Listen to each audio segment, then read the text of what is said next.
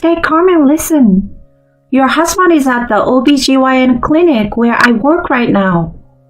I received a frantic phone call one day from my best friend who works at the hospital. I wondered what on earth my husband would be doing at the OB/GYN clinic. What do you mean? Is he there by himself? No, he came with a pregnant woman who is showing quite a bit. He doesn't have any sisters or pregnant relatives that I know of. I was suspicious. Could you be mistaking him for someone else? Maybe someone who just looks like my husband? It's definitely him. I remember his face from your wedding, right down to the position of his mole. I can't be wrong. Plus, I heard the pregnant woman calling out your husband's name. Hearing that, I told her with urgency in my voice, "All right, I'm on my way. Please watch until the end to see how this tumultuous situation unfolds. My name is Madeline, a 33-year-old working housewife. After graduating college, I got a job at a major online retailer. I'm still there, now as a team leader. It's busy, but a rewarding life. I met my husband Lance through a friend when I was 28. He worked at a small to medium-sized company. I was immediately drawn to his refreshing and kind demeanor, and we started dating. For context, he was earning around $1,400, while I made almost twice that. Even though I earned more, I was content as long as I was with him. So when he proposed, I happily accepted. We rented an apartment halfway between our workplaces and started our life together. He was great with household chores, and we enjoyed a happy newlywed life. He often said back then, "I'd love to have kids soon after we get married. I really like kids." Would you prefer a boy or girl? Either one. I'd raise a girl like a princess. And if it's a boy, I'd love to play baseball with him. Then we better start saving up. We were full of excitement for the future. About a year into our marriage, something wonderful happened. I discovered I was pregnant. "Lance, it looks like we are going to have a baby." "What? Really? Oh my gosh, Madeline!" He hugged me joyfully. I felt enveloped in happiness in his arms. We confirmed the baby's heartbeat, and he took great care of me during the tough times of morning sickness. He did most of the housework, and even went to different supermarkets to find food I craved. I always expressed my gratitude to him. "Thank you so much, honey. I really appreciate everything you do." "It's nothing, babe. You are carrying our child. This is the least I can do." I truly felt lucky to have married him. Then, tragically, at the 15-week checkup, the doctor delivered shocking news. "We can't find the baby's heartbeat." My baby had passed away inside me. When I told this to Lance, crying, he was devastated. "Lance, the baby's heartbeat isn't there." "What? Does that mean it's a miscarriage?" "Yes." In front of a speechless Lance, I broke down in tears. It was the hardest night of my life. Afterward, while I was recovering from the shock and undergoing procedures at the hospital, Lance handled all the paperwork. I couldn't get back on my feet for a while, and even took a few months off from work. I managed to do the household chores, but tears would often unexpectedly spill. Lance seemed unsure of how to help. "Madeline, let's have dinner together." "I don't want to." "But you need to eat for your health." "Just leave me alone." Looking back, I might have been at fault too. But I was in shock from losing our child and couldn't think straight. Time passed, and I gradually started to look forward again. "Lance, I'm sorry for everything. I'm okay now." I remember how relieved he looked when I told him that. It wasn't just my husband who supported me through this tough time. My best friend Bethany was also there for me. She has been my friend since high school and was working as a nurse in a nearby city, specifically in an OB/GYN clinic. She deeply sympathized with my situation and encouraged me. Don't blame yourself. These things unfortunately happen quite often. But many women have healthy babies after a miscarriage. Let's look forward again. Her words helped me find my way back, and I was deeply grateful to her. Life with Lance continued, but ever since the miscarriage, things were a bit awkward between us, and our conversations dwindled. About a year later, Lance started to get busier at work and was often away from home. He did overtime until past 10 p.m. on weekdays and worked on early Saturday or Sunday. The household chores increased, but I didn't say anything. I started to think it might be time to prepare for another baby.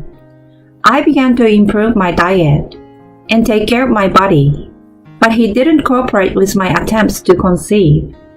He became distant at night, turning his back to me and going to sleep. I started to feel resentful towards him. Then one day, I saw the spine of a book peeking out of Lance's open bag. The New Dad's Guide to Parenting and Baby's First Parent, the ultimate naming encyclopedia. I showed them to him when he woke up. My voice filled with excitement. Lance, you've been studying for a baby. He looked startled. What? You looked in my bag? It was open, and I just saw it. I'm so happy you've been thinking about it. Yeah, I've been thinking about it. He said that and quickly put the books back in his bag before leaving for work. I was relieved he still wanted a child. That's great. I need to keep up with my efforts, I said to myself. I became more positive and devoted myself more to household chores and self-improvement. Then, on a Saturday, when Lance said he had to work, I finished my chores in the morning and was relaxing at home when I got a call from Bethany. Why is she calling me now? As I wondered, I answered the phone and heard her voice almost panicking. Hi, Madeline. What's your husband up to? He's at work. Why? Stay calm and listen. Your husband is at the OB/GYN clinic where I work right now. What? Why on earth would Lance be at an OB/GYN clinic? I remembered she recently started working at the clinic near my neighborhood. What do you mean? Is he there by himself? No, he came with a pregnant woman who is showing quite a bit. He doesn't have any sisters or pregnant relatives that I know of. I was suspicious.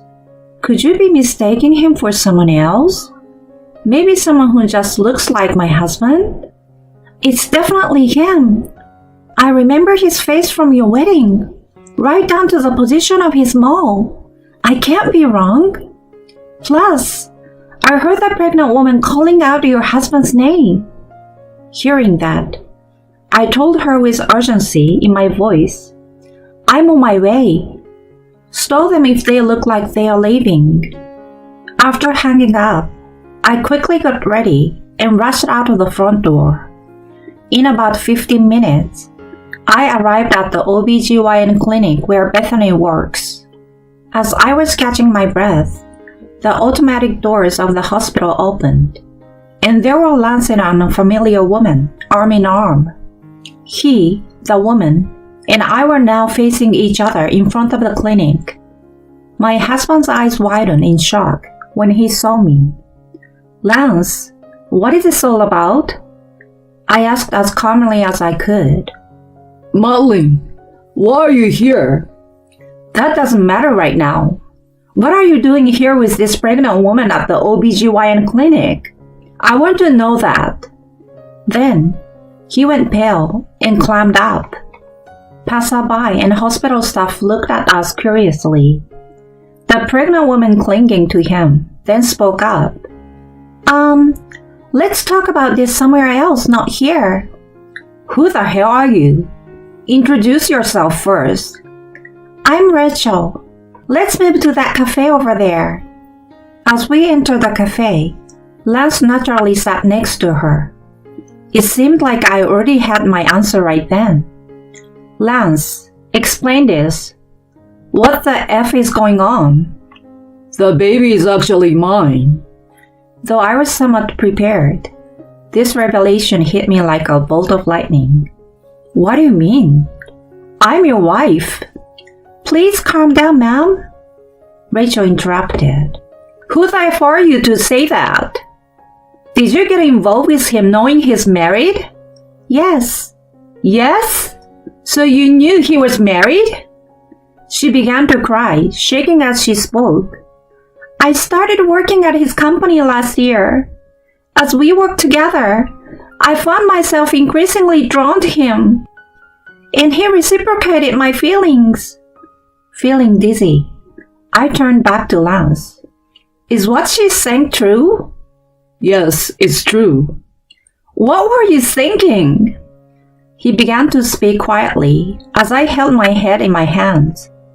Well, after the miscarriage, you became prickly, and the atmosphere at home was so bad I didn't want to come back. That's when I met her. You met her and that led to having a child? You know I've always wanted kids, right? You might have another miscarriage. But I thought a young woman like her would definitely bear my child. I reached my breaking point right then and there. Not only had he betrayed me, but he was also implying that it was somehow my fault. I couldn't forgive this. I no longer needed such a husband. I tried to keep my voice steady as I spoke to him. Are you saying this is my fault? Well, yeah. You couldn't have a child after all. And you think that justifies your affair? Rachel butted in. But a woman who can definitely have a child is better, right? You stay out of this. She looked frightened at my loud voice, while Lance glared at me, holding her shoulder. Don't raise your voice. She's pregnant, for goodness sake. Lance. She looked up at him, her eyes watery, totally wrapped up in their own world. Suddenly, everything seemed so ridiculous, and I calmed down. I see. You do seem very close. Fine. I will step back. You will? Thank you, Madeline. Thank you, Mom. I will make Lance happy. The two of them held hands and rejoiced, and I watched them with a cold eye. But Lance, you do realize you're the guilty spouse, right? Huh? Guilty spouse? What do you mean? He looked bewildered as I calmly explained. It means you're the one who caused the grounds for divorce. You have no objections to that, correct? A guilty spouse can't file for divorce. You do understand that, right? What? I didn't know that. So I can't file for divorce unless you do? That's how it works. He seemed surprised, but then tried to regain his composure. But you just said you'd step back. Yes, I did. But there are conditions for divorce. You have to renounce your claim to the property division. What? I explained that I wanted all of our joint savings, household items, and the car to be mine. What? That's a problem. I hardly have any savings. If you don't waive your right to the property division, I won't agree to a divorce. Rachel here will have to raise a fatherless child. No. They were both visibly shaken. She then glared at me with determination. Are you a devil or something? We're about to have a child, and you won't divide the property? That's not my problem. Ready to be a single mother? As I spoke condescendingly, her eyes filled with tears, and she shook Lance's arm. It's okay, Lance. Let her have the savings. We can work hard together again. Let's get rid of this evil lady and be together. Oh, Rachel. They seemed about to enter their own world again, but I cut in matter-of-factly. Oh, and I will be filing for alimony for the affair, of course. $50,000 each, please. What? If you don't waive the property division, we will settle with that. The two of them looked at me, eyes wide. Did they really think they could do all this without having to pay alimony? Surprised? That's only fair, isn't it? But $50,000 each, that's too much. Alimony isn't included in the property division. Make sure you have it ready. You're already making more money than me. And still you are so greedy for money? See whatever you want. I'm definitely filing for alimony. Rachel then blurted out. Lance, this is too much. Let's hire a lawyer and fight this. Yeah, you better be prepared, Madeline. I will be the one to demand alimony from for emotional distress, you fool. I scoffed at their threats. Sure, bring a lawyer or whatever you want. Let's see if you can find one who will take your ridiculous side as a guilty spouse. What did you say? I will see it through to the end, whether it's a trial or whatever. Do you two even have the money for legal fees? Especially with a baby on the way. My concern made them both look down, trembling. What? Do you have something to say? She yelled at me, her face smeared with tears and snot. You're evil! This is exactly the reason why he left you for me. I raised my voice even louder. I'm telling you, I'm giving you that man. If you understand, then pay up and enjoy your miserable lives together, you scum! Leaving the two of them trembling in fear, I walked out of the cafe. Eventually, my divorce from Lance was finalized. We agreed on no property division and $50,000 in alimony. Lance and Rachel apparently begged their relatives for money, but after hearing about their situation, the relatives firmly refused, and he was even disowned by his family. In the end, they had to borrow money to pay me the alimony. They tried to stay together, but they were ostracized at work and eventually fired. With a baby on the way, they both ended up jobless and in debt. Seeing their plight, Rachel's parents said they would raise a child until they could pay off their debts. They were left unable to properly raise their own child. For a man who loved children, this must have been excruciating. They now live in a rundown apartment, working day and night to pay off their debts. Bethany, who lives nearby, says their apartment is always filled with the sound of arguing. I feel no sympathy for them. Meanwhile, I moved to a new place with my alimony, and I'm living comfortably. My work is going well, and I'm set to be promoted earlier than my peers. Now I'm focused on my career and finding someone truly trustworthy.